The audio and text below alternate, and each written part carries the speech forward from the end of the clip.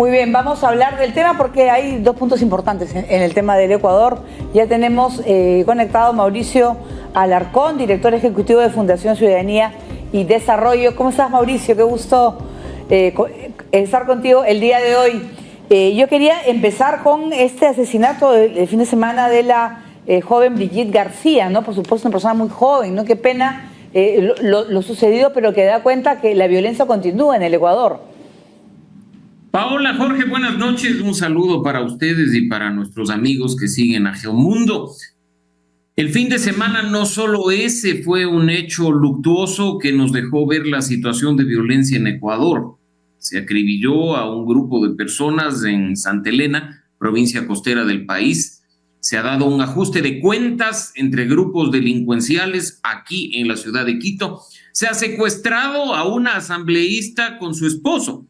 Claro, la cereza del pastel de la inseguridad es este asesinato que, como Jorge ya lo mencionaba, se da contra la alcaldesa más joven de Ecuador, de una ciudad que se encuentra en una de las provincias con alto riesgo, la provincia de Manabí.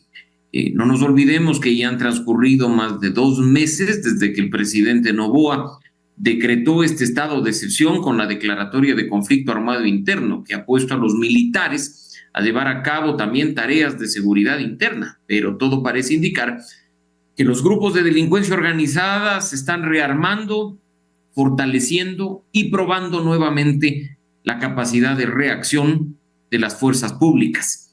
Los ciudadanos, por desgracia, seguimos en indefensión, pues al parecer ni el plan que se dice que existe ni sus acciones concretas estarían dando una solución definitiva a este problema que acarreamos desde hace tanto tiempo.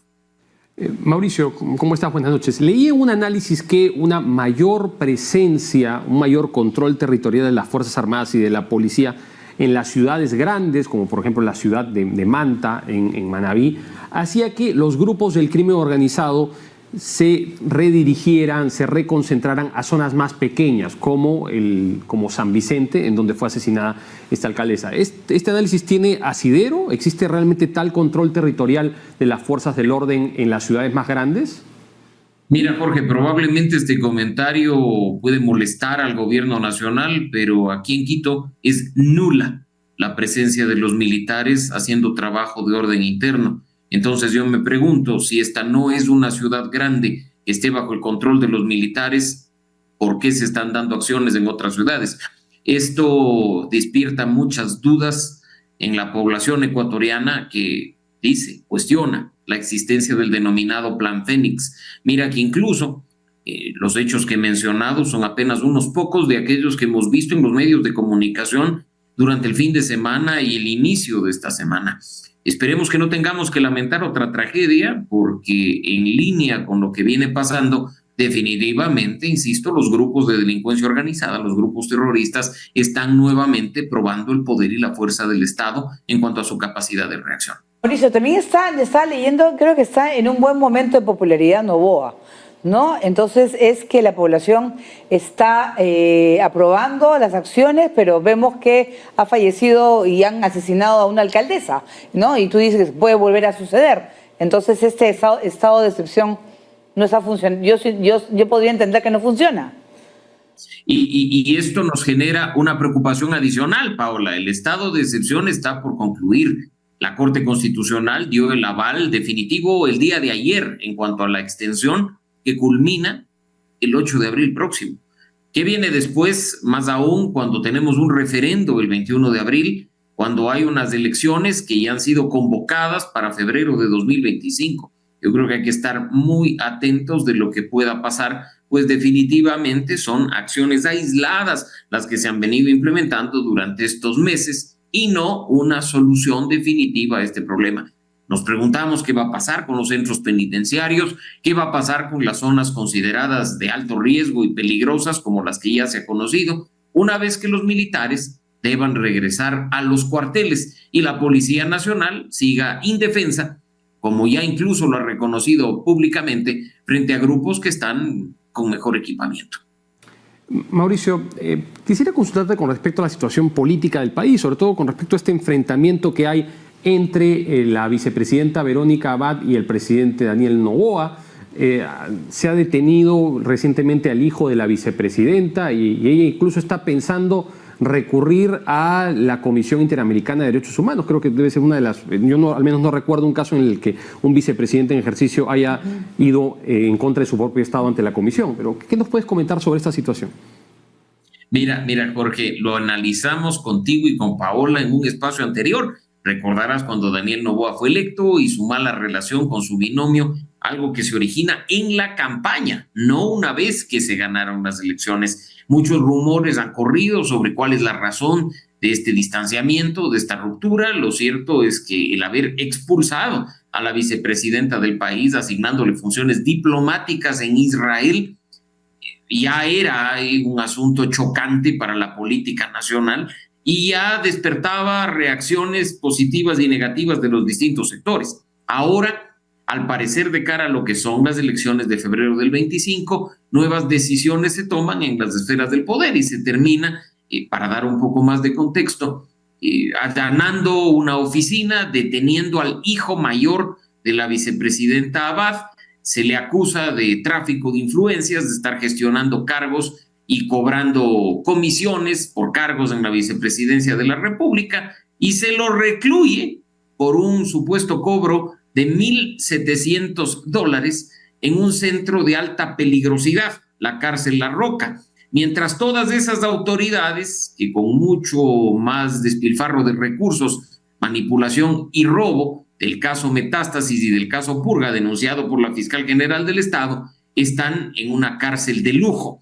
Entonces, esta cuestión, de nuevo también, así como el tema de seguridad, despierta muchas dudas, genera suspicacias, y creo que pues esto, políticamente hablando, no se solucionará pronto. La vicepresidenta Abad ha dicho que está evaluando opciones para poder volver al país y ayudar a su hijo sin que ello amerite ni un abandono del cargo ni un incumplimiento de funciones que habilitaría en este caso un posible juicio político, donde, como tú sabes, del igual que sucedió con Guillermo Lasso, mandan los votos más que las razones y los fundamentos. Porque eso al final podría resultar importante también para pues, todo lo contrario para Noboa, ¿no? Porque vemos ahí hay un divorcio de que es obvio que él ha puesto varios kilómetros de distancia entre ella quiere regresar obviamente por su hijo, está viendo la posibilidad de acudir a cortes internacionales para que le permitan volver al país, puede ser destituida.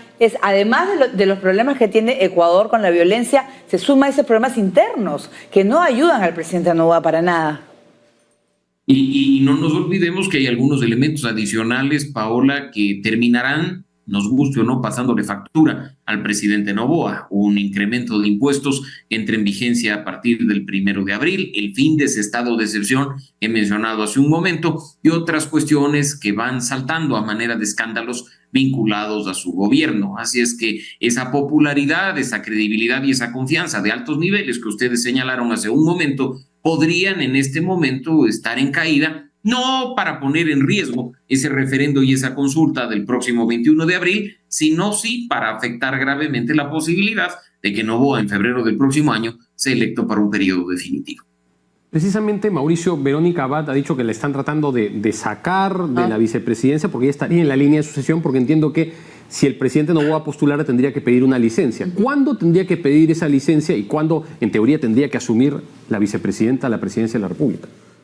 De acuerdo, más allá de lo que dice la ley con la práctica de los últimos años, el presidente que opta por un mandato seguido tiene que solicitar licencia y apartarse del cargo mientras hace campaña electoral. El periodo de campaña de primera vuelta tradicionalmente ha sido de 45 días, con lo tal, 1 mes y medio tendría la vicepresidenta Abad para asumir y ejercer la función ejecutiva, tiempo que seguramente Noboa y su círculo más cercano consideran peligroso para la causa o para el objetivo de que él sea electo para un periodo definitivo. En caso, además, de que esta intención de sacarse de en medio a Verónica Abad prospere, el presidente Noboa debería entregar una terna para que de ella la Asamblea elija a quien la reemplazaría y también quedaría hecho cargo de la presidencia durante esos 45 días. No hay otra opción. Esa licencia tiene que aplicarse y, por supuesto, el poder debe ser encargado mientras se haga campaña. estaba leyendo, bueno, en el tema de esta desconfianza de Noboa hacia su vicepresidenta, se hablaba de el sector del correísmo que se había infiltrado durante la campaña, un acercamiento a ella. ¿Es cierto esa versión que se daba? Mira, en política, Paola, y en países como Perú o Ecuador, tú sabes que todo es posible. Así es que no vamos en este momento a especular si hay o no acercamientos. Hay que decir que son posibles. Y pues en ese sentido no nos queda más que esperar y ver. Y un detalle no menor es el hecho de que Verónica Abad ha dicho que podría optar también por la presidencia de la República, en cuyo caso creo que Noboa la tendría fácil, porque ella sí no debe solicitar licencia para optar por el cargo, sino que dado que es uno distinto al que originalmente se le adjudicó, deberá renunciar y así dejaría la vía libre pues para que Noboa ponga en su reemplazo a cualquier persona y encargue al poder a alguien de su confianza. Muy bien, muchísimas gracias pues a Mauricio Alarcón, director ejecutivo de la Fundación Ciudadanía y Desarrollo, bueno, y lo mejor para el Ecuador, por supuesto, en momentos tan difíciles. Gracias, Mauricio, hasta otra ocasión. Muchas gracias. Siempre un gusto, Jorge, Paola, un gran abrazo para ustedes desde Ecuador y esperemos que no pase mucho tiempo hasta reencontrarnos en Geomundo. Así Seguro. es, esperemos que no. Vamos a hacer una pausa y regresamos con el tema pues de Israel